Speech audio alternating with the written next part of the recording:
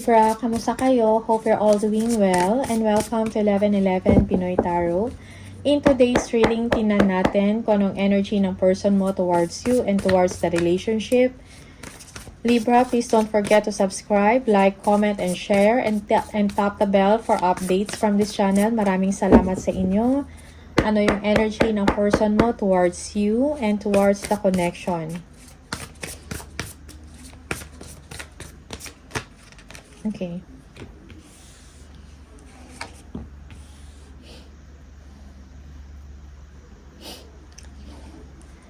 Your person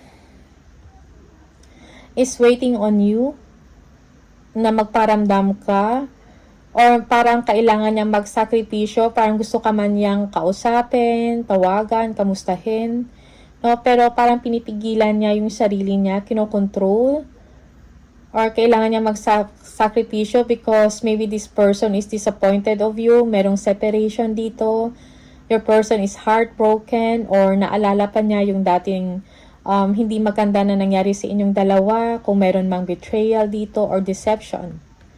Okay? The person thinks that you are a womanizer, or or if you are a girl, parang ikaw to yung maraming suitors or something like that. Okay? Very attractive. No? Your person, parang open siya sa mga possibilities kung ano yung future niya, kung anong meron para sa kanya, most especially when it comes to love relationship. Your person is doing well sa kanyang ginagawa, sa trabaho niya, sa craft niya, business venture, or kung ano man. Okay? Merong bagong chapter na nangyayari sa person mo, Libra. After the separation, although your person is heartbroken, hindi kanya makakalimutan, but then, he or she is moving on, no?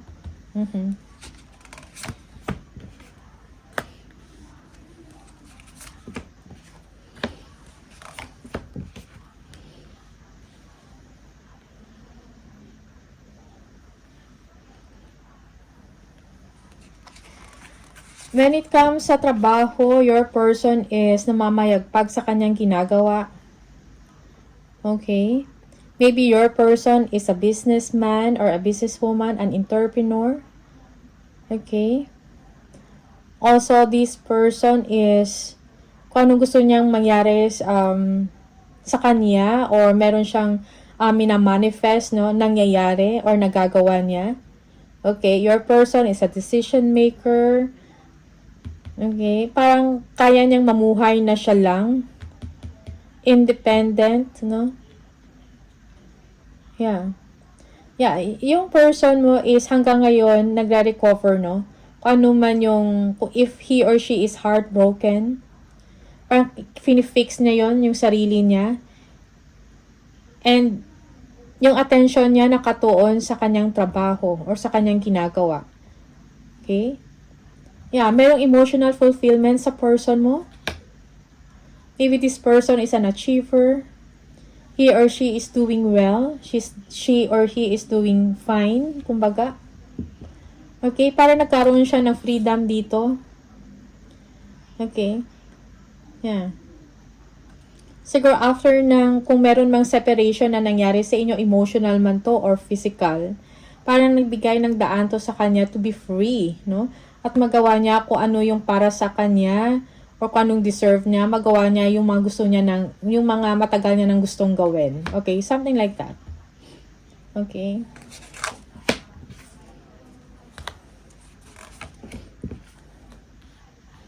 Yeah. So your person is trying to be cool, no? Parang adamant siya, no? Sa kanyang ginagawa. Goal driven.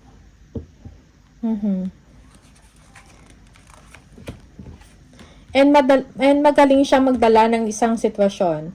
Parang marunong siya kumalma ng sarili niya at ng isang sitwasyon, marunong siya magdala. Okay? Although this person sometimes is feeling lonely or alone, or But then, parang marunong siya kung paano magdala ng sarili niya. Okay? Maybe this person is feeling left out in the cold.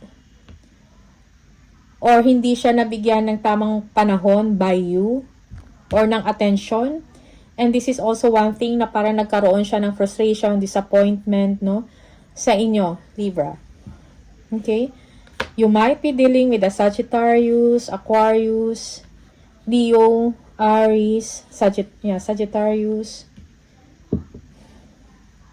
Virgo.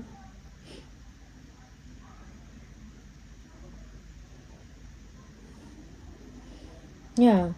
This person is healing, recovering. Okay? Parang masakit siguro, no? Kung ano man yung pinagdaanan ng person na to, sa inyo, Libra, siguro, sobra siyang nasaktan, and now, he or she is recuperating. Okay? Trying to fix himself or herself.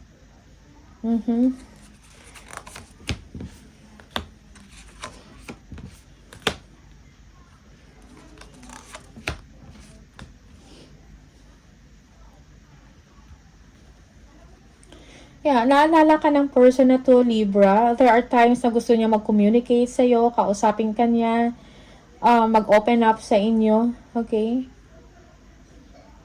And then, yeah, for some of you, merong unexpected na call or tawag kang natanggap from him or her. Or it's the opposite, no?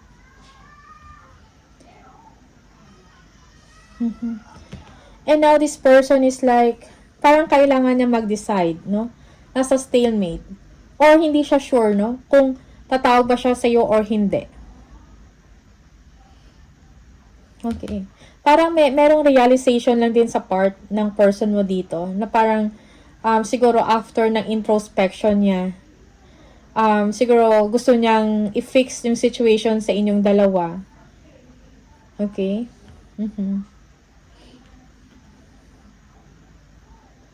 For some of you, parang nagdadalawang isip din yung taong ito kung gagawin niya or hindi. Something like that. Okay? Yeah, parang naalala ng person mo kung ano man yung mga paglilihim, pangloloko, deception na nangyari dito in the past.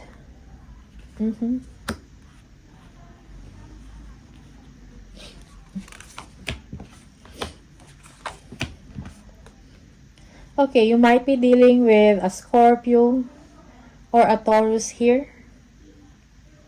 Okay, Libra.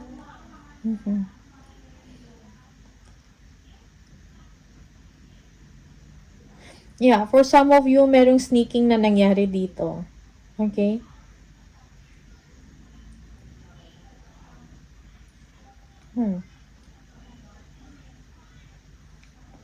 Yeah, for some of you, merong closing, no? Parang a certain cycle of the relationship or connection is natapos or meron talagang ending na nangyari dito. And now this person is moving forward. Okay?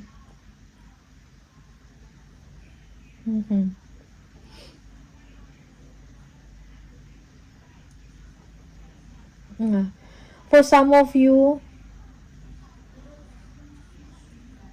parang mahal ka pa rin ng tao na to, Libra, pero hindi siya ganun ka-sure kung pareho pa rin siya gaya nung dati, no? Yeah. And parang hindi siya sure if he or she is going to commit with you.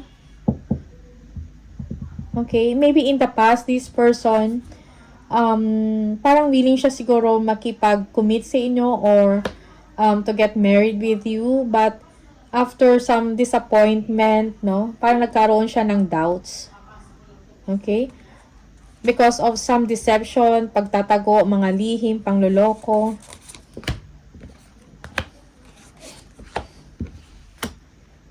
Okay, you might be dealing also with a Leo here.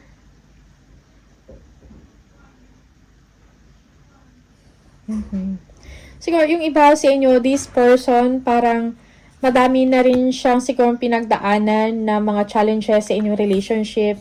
But itong tao na to is parang lagi siya nag-forgive or hinahayaan niya lang. Okay? Yeah.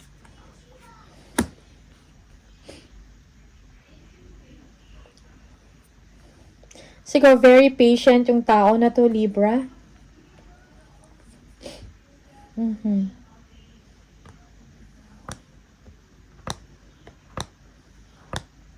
For some of you, Libra, someone here is thinking about you. Parang merong someone dito na or maybe this is you, Libra. You are missing someone or may naalala ka. Merong ino-offer sa'yo or merong bagong person for you, but then or you keep on looking back sa past. Something like that. Kung ano yung loss or nawala sa inyo, parang hindi ka, parang pabalik-balik ka doon. Okay?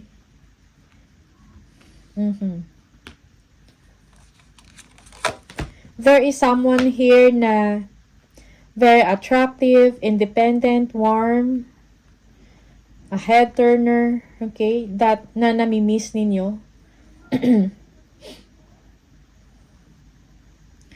Yeah, you might be dealing with a two-person here, Libra.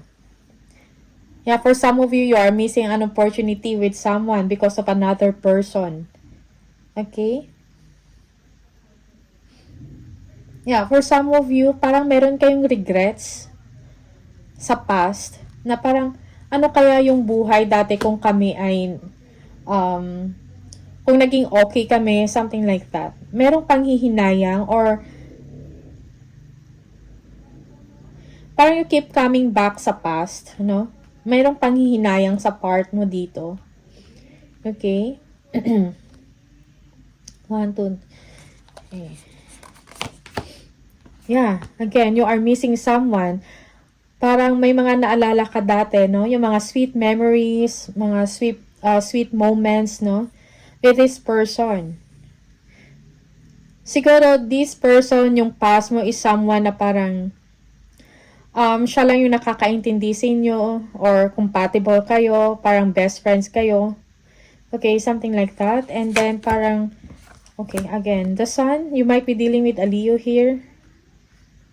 Maybe you are missing someone or someone from the past is missing you or naalala ka, okay? Just take what resonates for you. Depende sa inyong sitwasyon. Sometimes, baliktad yung role or reverse, no, yung role.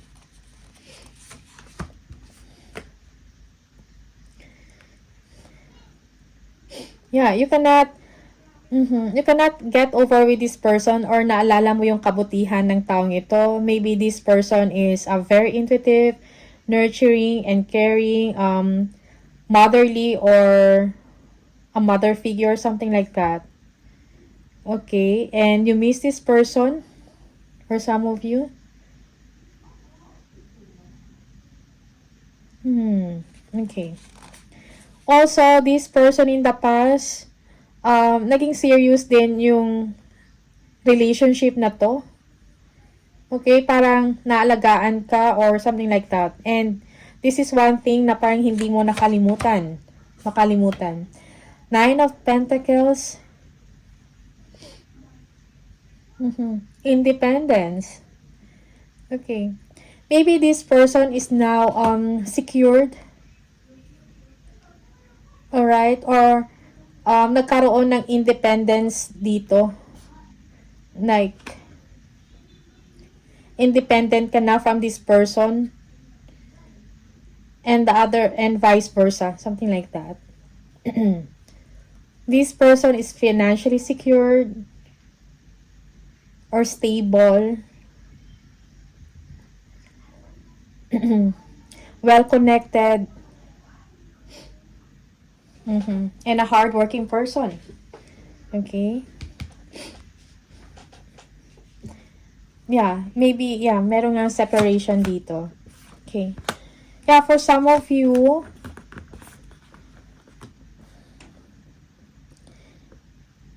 okay, although hindi mo makalimutan or naalala mo pa yung person na to, but you want to free from this situation. Okay?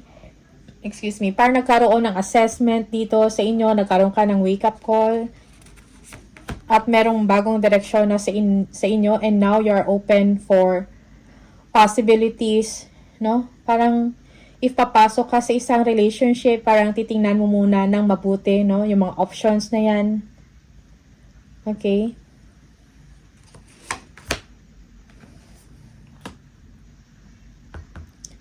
Yeah, for some of you, someone here is parang madaming option na nag-cause ng separation. Okay? Someone here. It's you or the other, or your person or the other person, Libra. Okay? Parang ang daming problema, no? Siguro toxic yung situation na yun, yung past. Okay? And someone is open to possibilities or dami siya mga options, that's why nagkaroon ng separation or break up.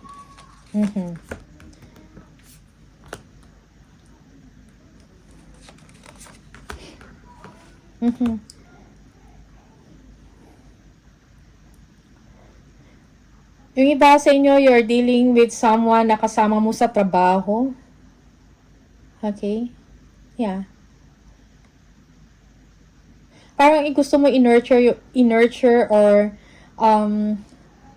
i-nurture yung relationship na to, but then it's complicated. Or parang maraming taong nangingialam. Merong mga insecurities dito. Competition. Okay?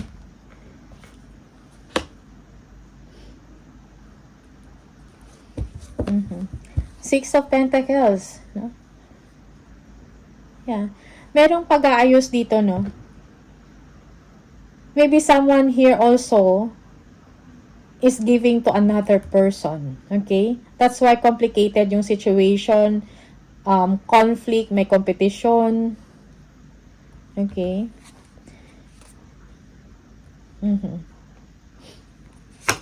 And yung iba sa inyo, isa to sa mga reason kung bakit nagkaroon ng hiwalayan. Okay, 7 of Wands.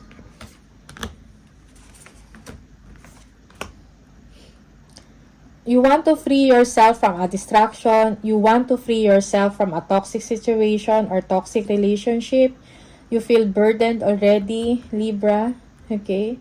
For some of you, this is your person, no?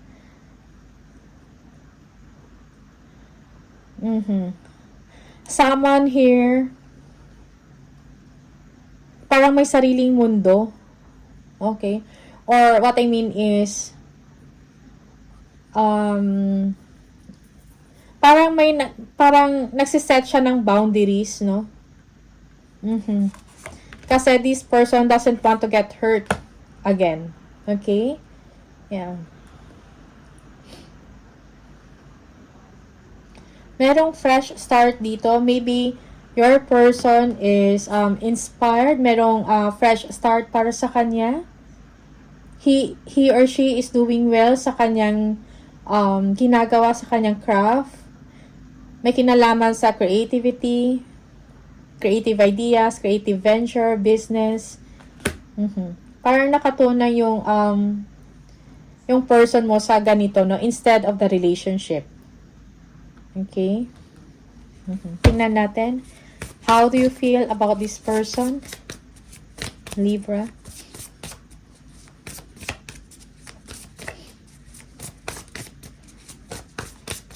Libra.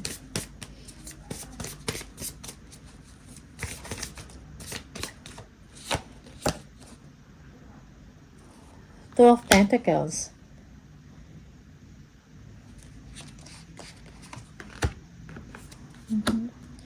Okay, for some of you, parang obsessed ka about an ex, no? Or you are obsessed about this person, or you are thinking negatively about this person. Also, for some of you, you think that this person is toxic. Okay? You're just waiting for things to settle, no? Bago ka gumawa ng isang malaking aksyon sa inyong dalawa or sa tao na to. Queen of Swords, yes. Walang communication sa inyo or hindi kayo nag-uusap. Yeah, for some of you, merong age gap dito. Yeah. Parang nakafocus ka ngayon sa sarili mo, sa mga plans mo for yourself, no? Development mo sa sarili, may kinalaman sa financial. Okay?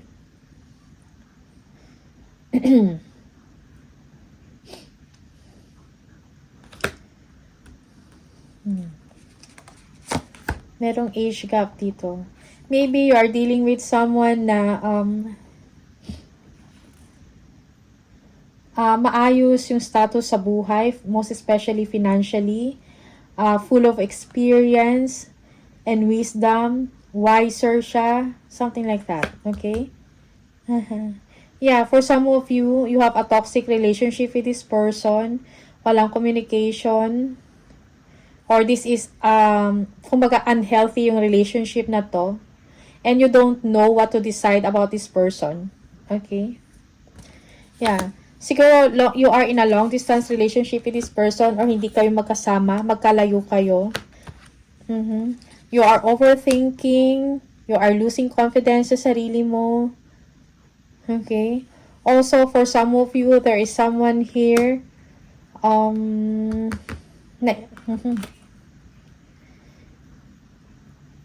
Meron kang someone na gusto makita or makasama. You are not sure.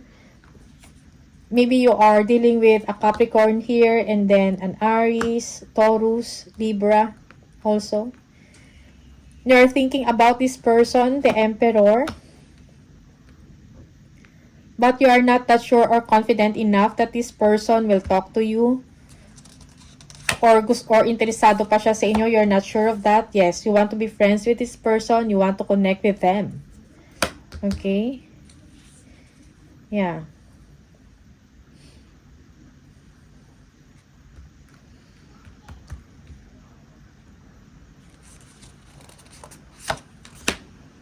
Yeah. No communication. You are showing that you are cold or you are showing na hindi ka interesado.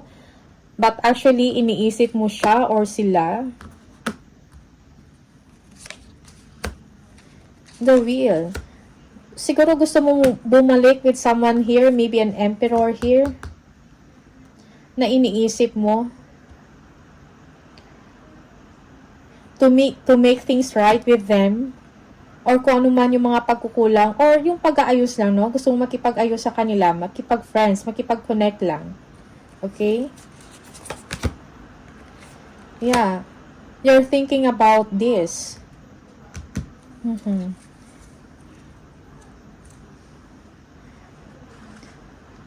Okay.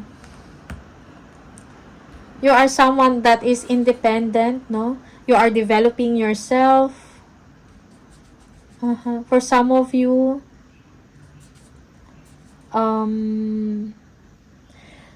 gusto mong mag-effort, no? Mag-exert ng effort to reach out to this person, mag-communicate with them, and to be consistent with them. Okay? Yeah. Yeah, yung iba sa inyo, parang kumukuha kayo ng advice siguro. Or naghahanap ng ways kung paano kumonect sa kanila, sa kanya. Okay? Alright. So, tingnan natin.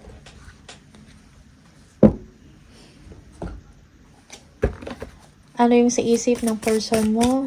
Ano gusto niyang sabihin sa inyo, Libra?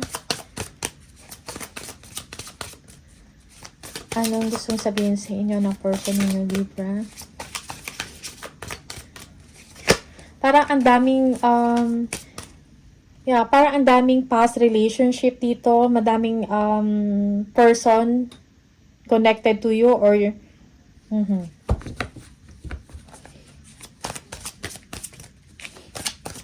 Anong energy ng person mo towards you? Anong iniisip nila towards you? You have triggered me. Okay?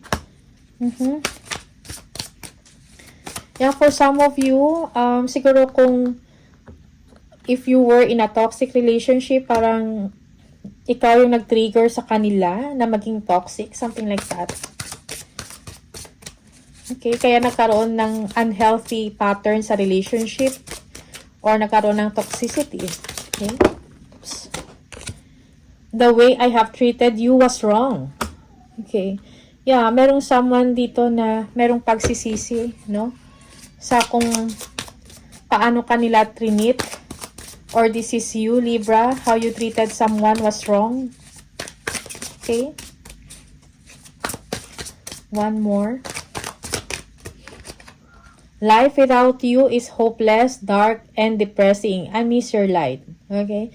So, someone is missing you, no? Someone is still hoping for you. Alright? One more.